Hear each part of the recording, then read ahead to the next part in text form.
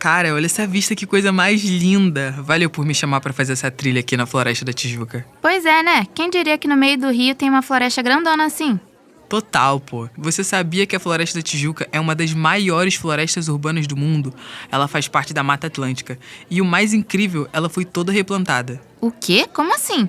Eu achei que essa floresta sempre esteve aqui. Nada disso. Essa área tinha sido quase toda desmatada. Mas depois começaram a replantar as árvores e a floresta voltou. Pô, que maneiro. Então dá pra recuperar a floresta que foi destruída? Dá sim, mas não é tão simples assim, né, cara?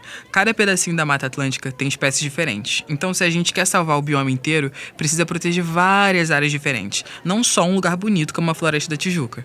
Eu acho que eu entendi. É tipo um quebra-cabeça. Se faltar uma peça, a biodiversidade fica incompleta, né? Mas me conta aí, como exatamente podemos ajudar a preservar a Mata Atlântica?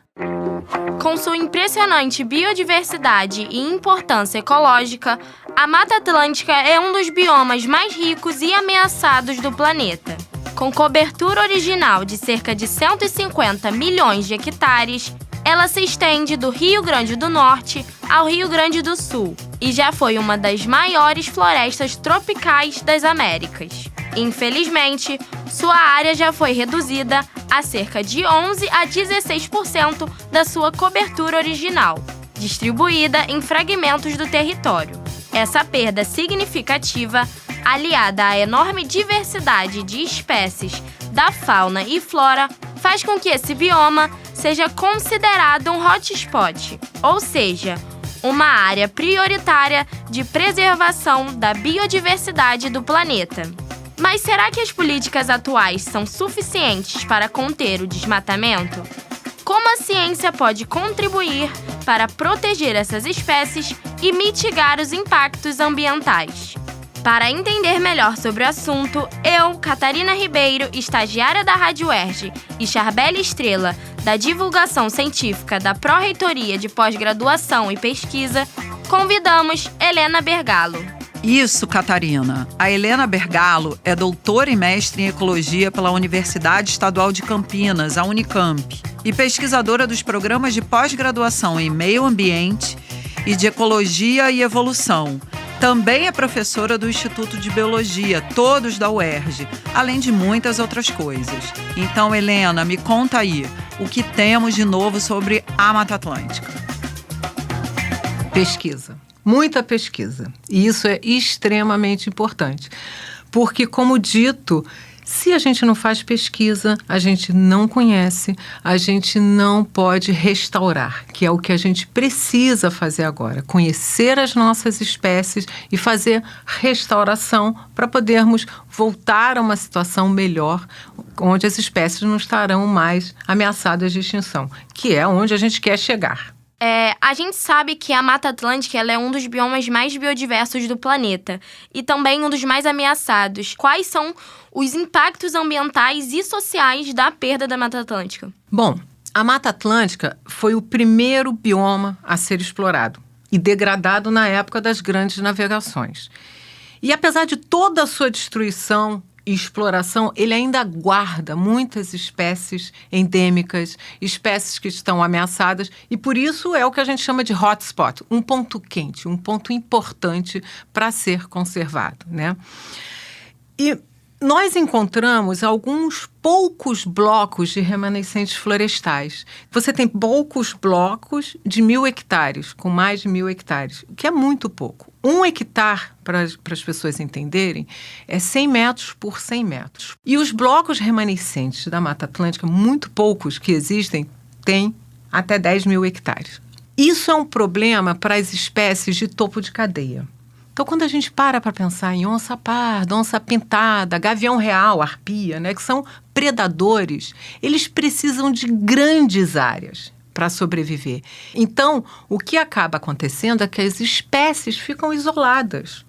Se ocorre um incêndio num fragmento florestal, os indivíduos que estão ali não conseguem cruzar um ambiente que é adverso ao dele, ele vai morrer. Então, por isso que a gente tem muitas espécies que estão ameaçadas. E tem vários outros impactos, né? Mas se você para pensar, cortando uma floresta tem uma estrada, se um pasto já é uma coisa forte, diferente. Imagina uma estrada barulhenta com carros, veículos passando, né? Quando a gente pensa na estrada, a gente sempre pensa no impacto que é muito visível, que é o atropelamento. Mas a estrada também isola populações. Vários produtos químicos que saem do asfalto, dos veículos, etc., vão para a vegetação, entendeu? Vão para os córregos, muda a composição química. Então, tudo isso é impactante. A gente está falando que a gente tem de 11% a 16% do que a gente teve um dia. E nessas condições, né, fragmentado, com muita ação do processo de urbanização, qual é a principal ameaça à conservação hoje? Eu acho que a primeira estratégia que a gente tem que ter para conservar é justamente conhecer. Então, a gente precisa conhecer as nossas espécies de fauna, flora e funga, que são os fungos, né? Então, tem algumas estratégias e para ampliar esse nosso conhecimento, o Ministério da Ciência, Tecnologia e Inovação, ele criou um programa, que é o Programa de Pesquisa em Biodiversidade, que a gente chama de PPBio. Então, a ideia foi de criar redes de pesquisa para cada bioma. Então, nós temos uma rede de pesquisa em biodiversidade da Mata Atlântica, que é coordenado aqui dentro da UERJ, e nós temos pesquisadores do Nordeste até o Sul, ao longo de toda a Mata Atlântica. Bom, e uma coisa importante que a gente está fazendo é uma metodologia integrada. Como a gente está fazendo estudos em mesmas escalas espaciais, com a mesma metodologia que a gente possa comparar, então eu sei dizer quais são as espécies que tem num ambiente, em outro ambiente, em outro ambiente. Então, a gente vai ver o que temos nas diferentes unidades de conservação e eleger fragmentos, por exemplo, florestais que sobraram e que poderiam virar unidades de conservação e ver onde tem espécies que não estão presentes nessas outras unidades. Isso é o que a gente chama de complementariedade. Ela é complementar. Ela vai ter espécies que são complementares. Então, você precisa reconectar, restaurar esses fragmentos, fazer corredores para que permita que fauna e flora consigam se locomover, né, se deslocar entre os fragmentos. E, professora, com o que a gente tem hoje, né, com os avanços nas pesquisas, o que a gente conseguiu ganhar, reverter ou melhorar na conservação da Mata Atlântica propriamente dito? Eu acho que a gente ganhou em tecnologia. Tem muita tecnologia importante que tem ajudado as pesquisas. Antigamente, a gente não tinha as armadilhas fotográficas. Isso foi extremamente importante, porque você tem umas espécies que você pode estar no mato, mas você não consegue registrar. São espécies que dificilmente você enxerga, às vezes muitas delas são noturnas, né? Ou então fogem muito rapidamente a qualquer barulho. Tem outras. Por exemplo, a gente está usando gravadores, né? Isso é muito importante. Sempre foi muito usado para reconhecer sons de pássaros, sons dos anfíbios, né?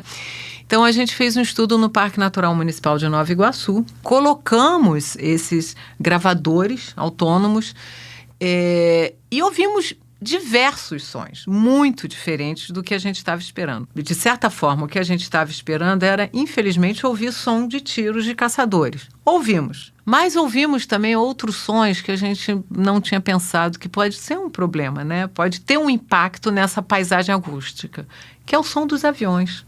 E tem sons de fogos de artifício, então era comum a gente ouvir principalmente quarta, sábado e domingo, Campeonato Brasileiro. Então, é mais uma ferramenta que a gente tem muito interessante, que a gente pode utilizar. E tem também drones, né, para poder ver de cima algumas espécies que são arborícolas. Então, são drones que usam infravermelho, então você consegue ver o calor do animal. Então, para aquelas espécies que estão em topo de árvore, macacos, né, algumas espécies preguiças, etc., você consegue vê-las, que muitas vezes é muito difícil. Helena, assim, você tocou em algumas questões, né, de técnica de coleta, como é o caso da fotografia, a importância do método, né? Então, eu acho importante a gente sempre colocar que ciência, pesquisa científica, a gente faz com método, né? O método é a chave. O que trouxe de ganho para a inovação sobre a pesquisa da Mata Atlântica? Pesquisa é feita com método.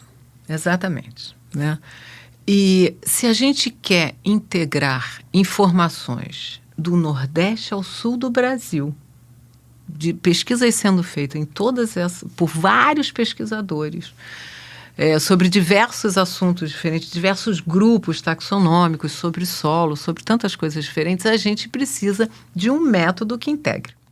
Como é que a gente vai juntar essas informações se cada um está trabalhando numa escala espacial diferente? De uma forma diferente, De uma né? forma diferente. Então, o Rapeld veio justamente para acabar com isso. Esse nome Rapeld vem do RAP, de rápido, que ele serve para inventários rápidos, para quem for fazer consultorias, por exemplo, e para PELD.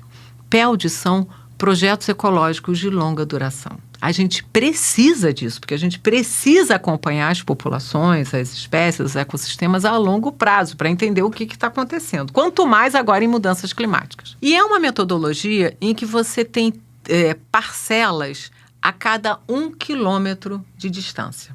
A cada 1 quilômetro, porque a gente sabe que as comunidades mudam a cada 1 quilômetro. As comunidades, principalmente, de vegetação. Uhum. Então, se a comunidade de vegetação muda, os animais mudam, né? Porque os animais respondem à vegetação. Bom, as parcelas são faixas que têm 250 metros de extensão, que acompanham a curva de nível, ou seja, se o ponto 0 está a 222 metros de altitude, o ponto 10 vai estar, o 20 também, até o 250, todos vão estar na mesma altitude. Então, a gente mantém o nível, mantém a altitude e coleta ao longo dessa parcela, que a gente chama de parcela. Então, se você mantém todo mundo trabalhando na mesma altitude, você consegue controlar essa variação e entender melhor se a presença de um animal numa determinada parcela, ou de uma planta numa determinada parcela, responde àquela altitude ou não. Então, você consegue entender melhor as diferentes abundâncias das espécies ao longo do que a gente chama dessa grade ou desse módulo. A grade ou o módulo são várias dessas parcelas. Isso é uma forma de dividir a área, de organizar a divisão para poder pesquisar e entender com certa uniformidade, né? Exatamente. E a pessoa que trabalha com solo, a pessoa que trabalha com fungo, a pessoa que trabalha com mamífero, com molusco, com aranha, com planta, com pteridófita, com qualquer coisa, estamos todos trabalhando ali naquela escala. Então, o Rapeld é um método que permite isso de uma forma mais rápida, segura, confiável em termos de pesquisa. Exatamente. E está funcionando. Hoje em dia, nós temos Rapeld no Brasil inteiro. Na Amazônia tem muitos, o que a gente chama de módulos ou grades, que são essas composições de parcelas. Na Mata Atlântica, a gente tem mais de 20, né?